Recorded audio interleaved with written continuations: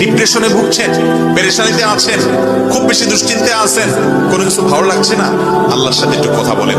আল্লাহ, আপনি আমার সৃষ্টিকর্তা, আপনি আমার মালিক, আপনার কাছে আমার ফিরে যেতে হবে।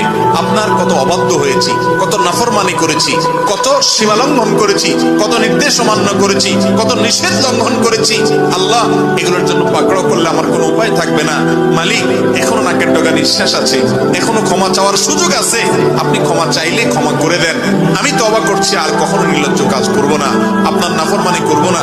আপনি আমার অমুক পাপটা মাফ করে দেন, তমুক পাপটা মাফ করে দেন, আমাকে পাপ থেকে বাঁচায় রাখেন। আল্লাহ, আপনি আমাকে হেফাজত করেন। আপনি হেফাজত না করলে আমি নিজে নিজে বাঁচতে পারবো না। মালিক, আপনি রহম করেন।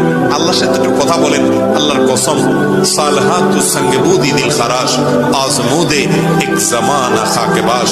পাথর হয়ে বহুদিন ছিলেন ভাই, একটু আল্লাহর সাথে কথা বলেন, চোখের পানি ফেলেন, দোয়া করেন। বিশেষ করে ভোর রাতের দোয়া, ভোর রাতের দোয়া, এটা গুলি মিস হলে মিস পাই না।